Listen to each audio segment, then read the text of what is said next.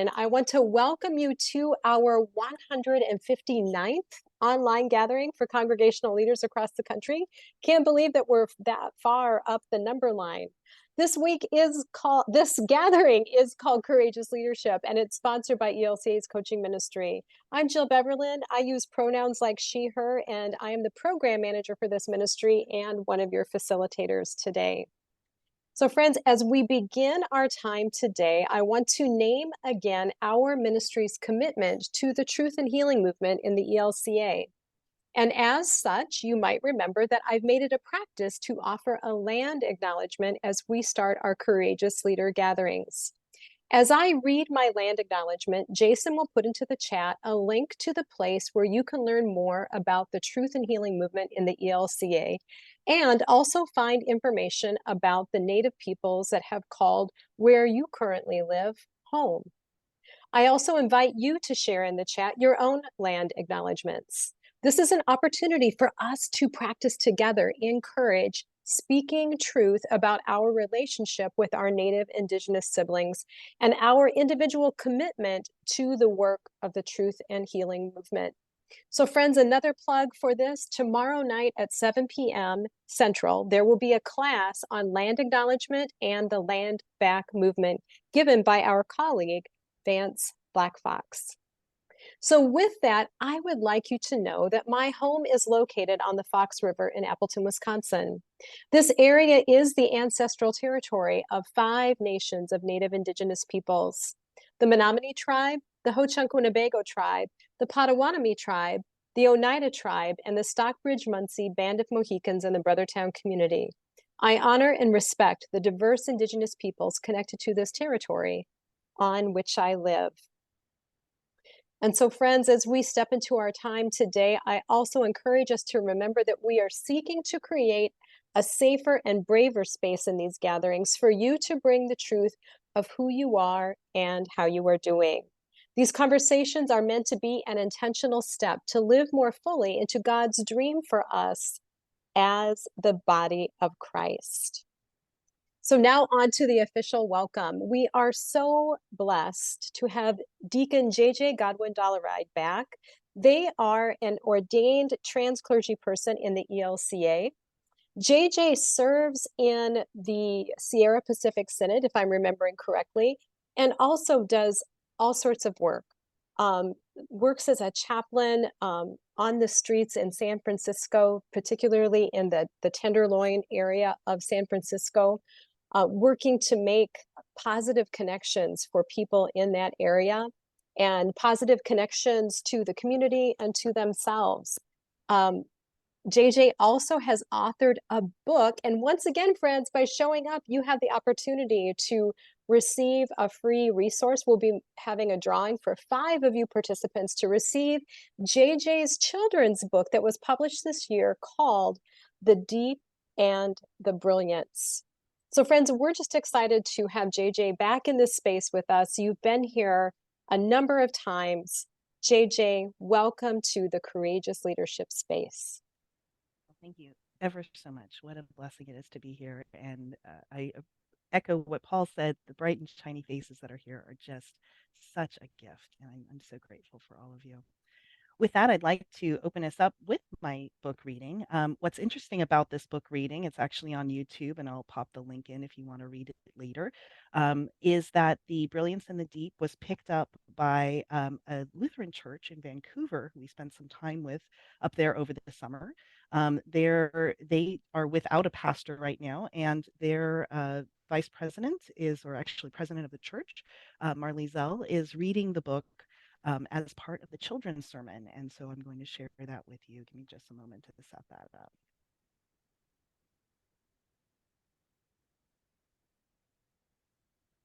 Brilliance.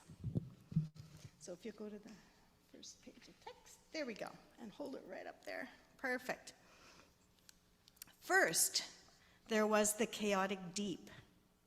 This was where wonder, mystery, and size too big for words began. Next was the shimmering brilliance. This was where the feelings, words, and wisdom began. One day, Deep was trying to understand the mystery of being deep. Deep thought so hard, they became confused and felt stuck. Deep decided to ask their friend, Shimmering Brilliance, for some of their wisdom. Brilliance and Deep sat together for a while in silence. The brilliance shimmered so brightly at Deep because they adored Deep just as they are. Deep was amazed at brilliance and how radiant they were just because they were friends. They felt seen and understood. Brilliance considered all of the words and feelings and wisdom there was and realized no words were needed to express this moment shared between friends. So Brilliance and Deep sat in the wonder and mystery of their friendship.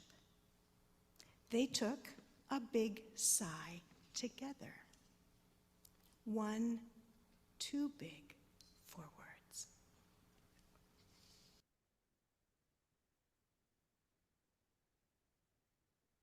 So, friends, let's do that together, shall we? Let's take a deep breath in.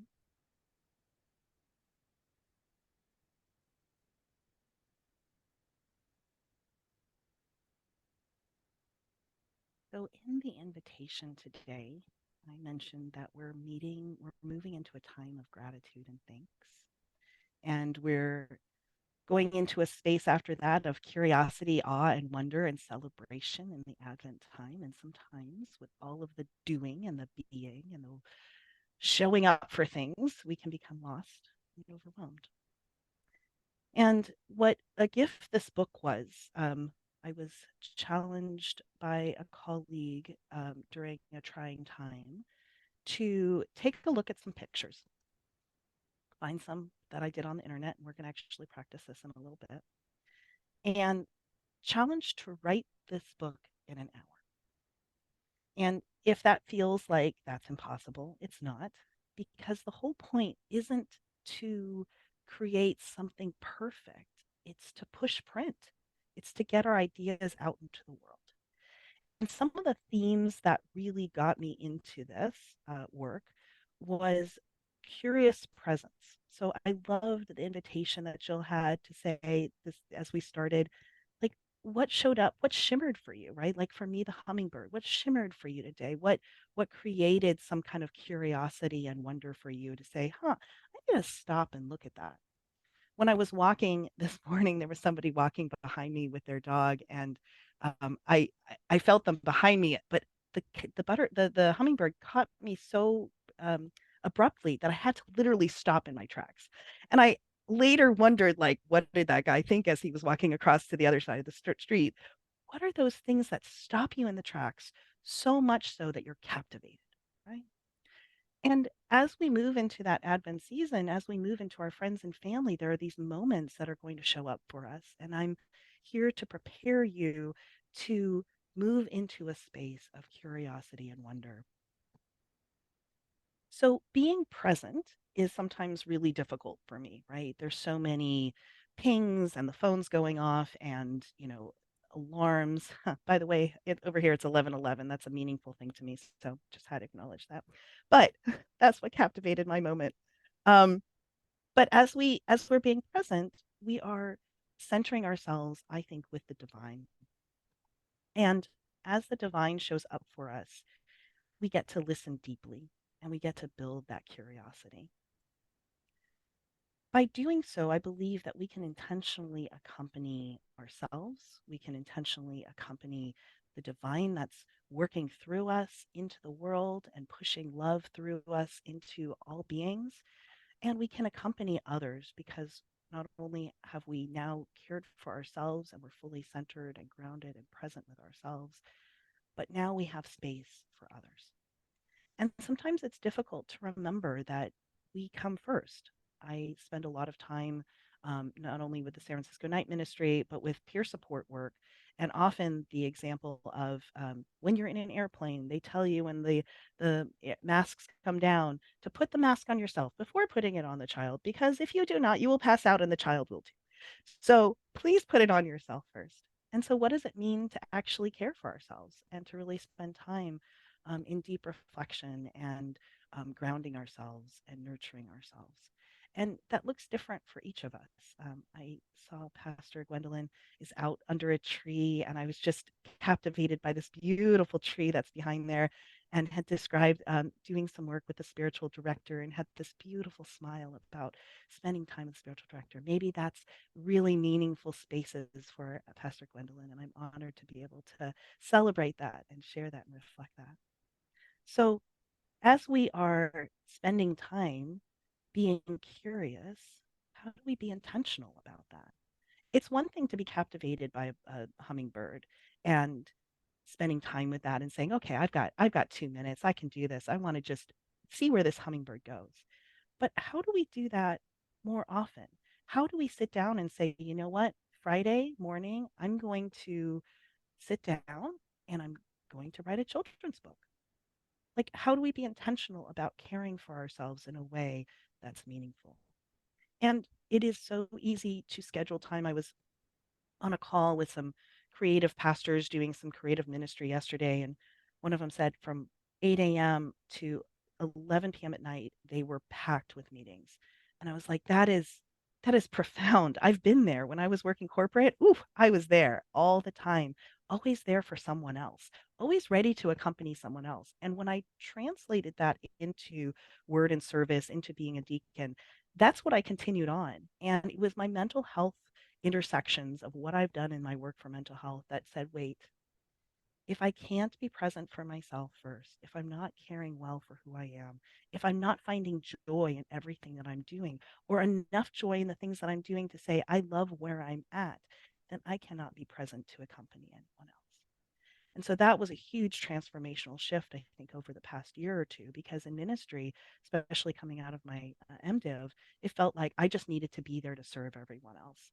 And yes, that is part of the job, but there is a human that's doing that. I think it's really important to spend that time for ourselves, reminding ourselves of our own humanity so that we can see it in other places, so that we can be curious when we see it and go, oh, I noticed that humanity. I see what's going on there. I want to spend time with that. And then we get to love it. I notice that when I love things, I have a tendency to have conditions on said love. I don't know about you. Maybe it's just me. But occasionally, like, I would love this if, right? If only this was the right color, this would be perfect. If only this was the right way of being, I would be happy about it. But what if there's a way for us to say, you know what? I am so happy in this moment. I am so content with who I am. I am so enjoying where I'm at. I've looked for joy all day long and I found it in all kinds of places.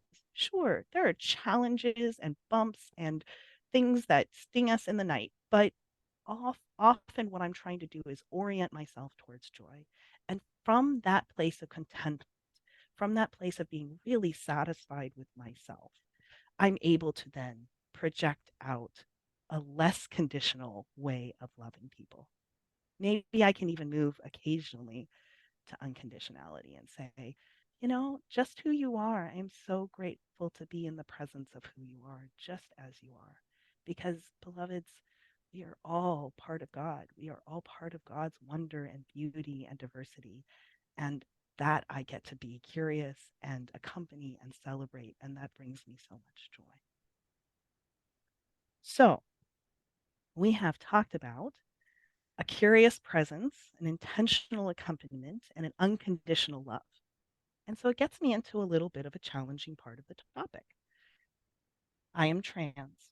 And as part of that, there are not often spaces where people are curious in an intentional, accompanied way that want to love me unconditionally.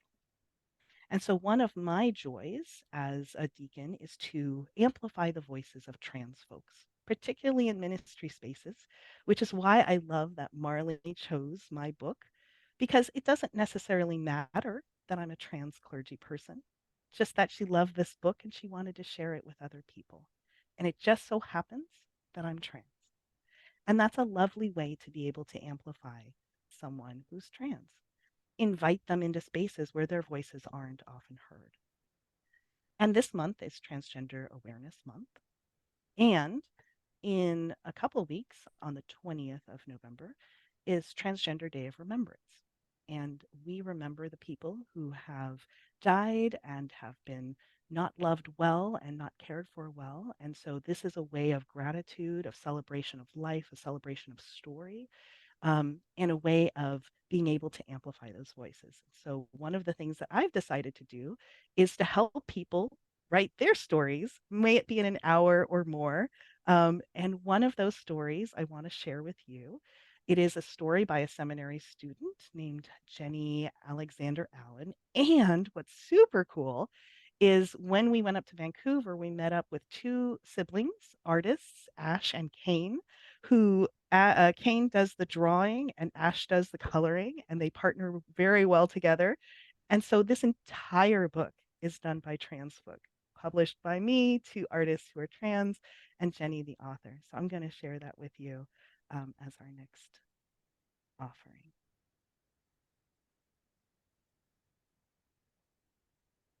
All right. The Cat Who Named Herself, a text by Jenny Alexander Allen, illustrations by Ash Bernard and Kane Waters.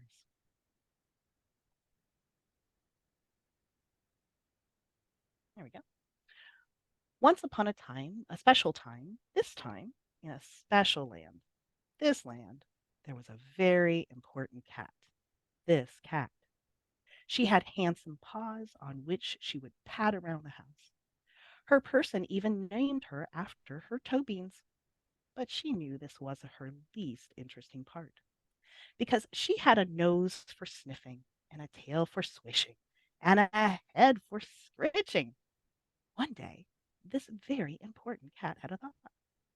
She felt her name did not match all of her loveliest parts. So she thought, it is best if I name myself. Maybe, she thought, I could name myself after my nose. She had a very good nose. Her nose always found the best smells and told her what foods were good to eat, but most important, it helped her find her person. I shall name myself Miss Sniffers, she thought, because I find the sweetest of smells. But then again, there was her tail. She had a very good tail. Her tail could be straight like a stream, or it could curve like a wave, but it was mostly lovely on the water while her person took a bath. I shall name myself River, she thought, because I am graceful as water. But then again, there was her head. She had a very good head. Her head was soft to touch, and her ears perfect for scritching. But best of all, she could rub her face against her person to say hello. I shall name myself Boops, she thought, because my head boots mean I love you. She patted her way down the hall, looking for her person. She used her sensitive nose to find them napping on the couch. She used her fluffy tail to tickle their nose to wake them up. She used her soft head to boop them and say, I love you. She curled up in her person's lap and thought, my nose is good for sniffing, my tail is good for swishing, and my head is good for scritching. But I should be named for what I am best at being. And so, in this special time and special place, this very important cat named herself for what she was, friend.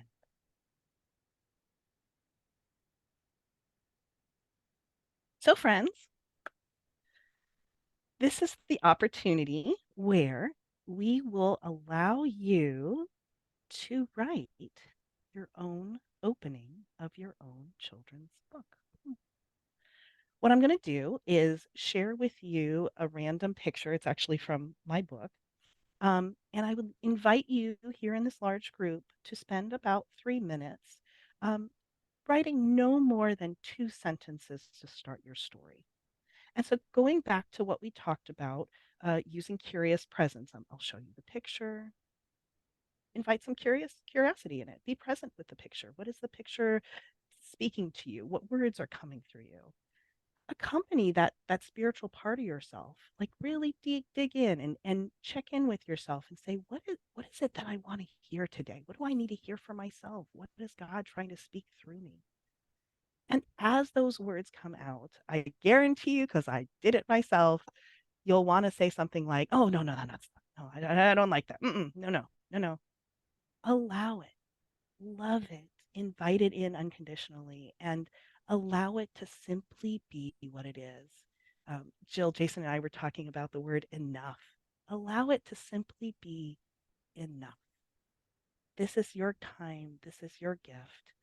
Allow me to share my screen, and I'll see you back in about 3-ish minutes.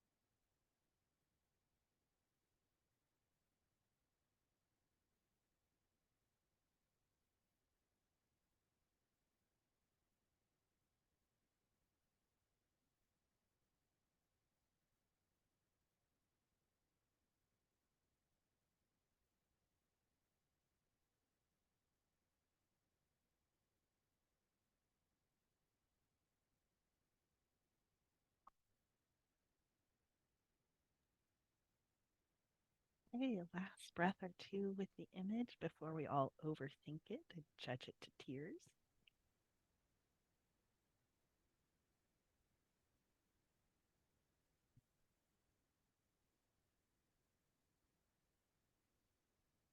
Well, welcome back. And I'm going to invite Jason to move us into groups. And when we do, we will spend some time talking through our presentation, like the words that we came up with. So, our first step will be to read our sentences with our partners, to introduce ourselves. We might not know each other. We're going to also share what came up for us emotionally as we wrote these words. And I'm going to give an example before we break out into groups, kind of how this plays out.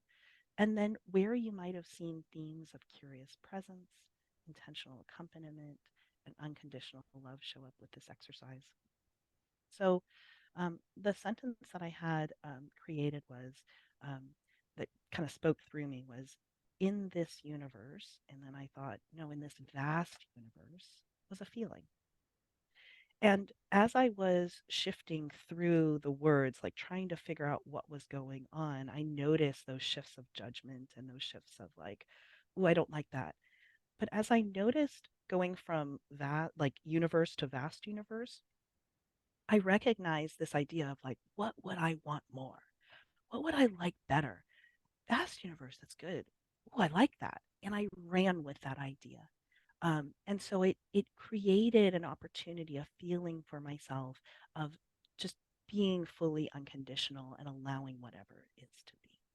So I just wanted to give you kind of an idea in case it felt awkward. Like, what do I say? What do I do? I'm often there when I get into breakout groups. I'm like, oh, what were we supposed to do again? But just read your sentence, share it with your partner, share what came up for you.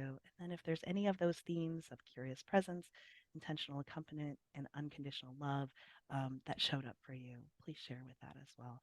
And we will break out for about, let's see, we've got a pretty big group, so let's maybe do 10 minutes. Is that okay, Jason, for the whole thing? And we will come back and we will do some open reflection. Thanks, Jason.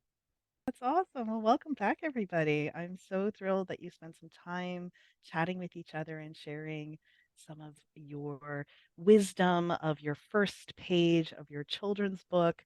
And I'm curious if anybody feels brave and wants to share.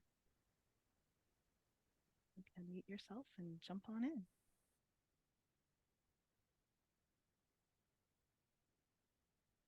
You Okay, want I'll to be, say, go ahead. Go ahead. Oh, Go. good, Pastor Gwendolyn. I was hoping you would. oh, well, no, I just wanted some clarification. Do you want us to talk about our conversation a little bit or about what we wrote for our Just what book? you wrote. Just what you wrote for Okay, your book. okay, Yeah. all right. I would love to. What I wrote is the beauty of color. What did I say? The beauty of color is what we bring as humans. We are vibrant, we play in it, and it has a vibrancy to it. Beautiful. Thank you for sharing, Pastor Gwendolyn. It's gorgeous. Who else? Thank you. Who else? I'll share as well because mine is in the same line as Pastor when I wrote the beautiful tapestry of bright colors opens us to see God's amazing creation as wonderfully made and good. Yes. Ooh, I love this. Juicy stuff happening here. Thank you. Who else? Yes, please, Debbie. Yeah, as I said, I was looking through the lens of children's stuff. Jason, you won't be surprised. I was pleasantly surprised. As we all probably did, and sat there and looked at it for a minute, but it is fascinating how quickly the words flow. Once upon a time, there was a young person who liked to paint, but it was always a challenge to choose the right colors and a challenge to choose which brush to use. Choices, choices. So one day the young person decided to use all the colors and all the brushes to paint a picture. And what do you think happened? Beautiful. Oh, this is great. Look how we're seeing this one picture in so many different ways. What a celebration. Who else? I So will. I only came up with one Um, sentence, Deb, and yeah.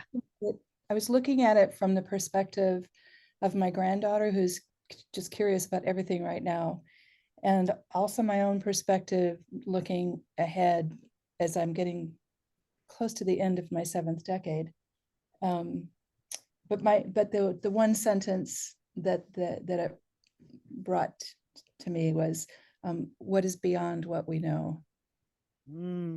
Deep. Love that. Thank Because it you, was like you're Deborah. looking through that swirls and seeing what looked like, this night sky or just the universe beyond. Yeah, and using curiosity in that statement. Absolutely. Paul, you were going to share? Yeah, I'll share that confessed to Janice and Carrie that JJ's gonna make me be creative. Um, and so I looked at my phone a little bit and just kept this thing on the screen there, and then it popped into my head kind of that a child a child a child's thought, and the opening line, it was just a kind of one sentence too, and the opening line of the book of it for me was the question from this child's mind: why are scratchy wool sweaters always better to cuddle when worn by someone else? Ooh, fantastic. It does kind of look like a sweater is being pulled over a head or something like that. Yeah. Fantastic. Thanks, Paul. Oh, look at this. Such diversity, such joy. And so clearly you can see curious presence, intentional accompaniment, unconditional love weaving within all of this. And I'm so grateful that you're willing to trust me enough to say, yes, I'm going to try this, and we're creative. Um, I wanted to point out that this can be used in a slightly different way as well. So there are these cards. I can't remember the name of it, and I wish I had looked it up. But there's these cards that are like it's a deck of cards with all different type of pictures. You can do it yourself with like collecting a bunch of pictures physically. And I was actually at a San Francisco Night Ministry retreat. They were splayed out on the table, and you pick your card, and you get to tell a story about what you see in your card. Right? That's another fun way, and maybe at your next staff retreat or council meeting or just a way of building community, you could have pictures. People can bring their own pictures. Like a lot of people still have old photo books, and they can bring some random old photo book from 1960 if they want, and put out some pictures and share their lives with people in that way. There's lots of really creative ways to be able to use imagery and to share story and be curious and tell a little bit about the love and the joy that we have and we celebrate. So that's another fun one. Especially I've done at Thanksgiving, where everybody brings a picture from their own lives. Family members bring their own picture and they splay it out, and somebody grabs something else. And usually these pictures are like something that they love or they enjoy, not faces that you'd recognize, but like a story that's being told about something. I often post some of those pictures online as part of my social media, and usually these are the You Are Enough series. Jason and I were talking about these, where it's like just some random picture of something beautiful. Oh yeah, thank you. The vibrant faith, exactly. That's what I was thinking of, or visual faith. Yes, very cool. And so I use these pictures and tell a little story about it. And that's a way for me every day to just keep cultivating that connection to the joy that I have, and then also express my creativity while sending positive love to people by telling people that you are enough, because we are enough just as we are. Well, friends, I know that we're getting low on time, and one of the things that I wanted to invite you into is a bit of an exercise. Um, and this exercise will be done outside of our meeting here. So we'll close and I'll send, and the exercise will be this. We all have cell phones. I'm pretty sure they've all got cameras. My invitation is for you to go out into the world, wherever you are, in your home, outside. Look for something that captivates your attention. Look for something that brings you that curiosity. Ooh, I wonder why that is.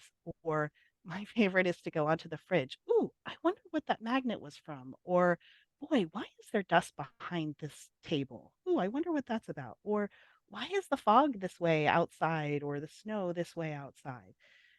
Whatever captivates you and says, ooh, I want to know more about that, take a picture of it. As you take a picture of it, all you get to do in a few minutes, again, we're giving you about 10 minutes time back in your lives, is write yourself a sentence about it.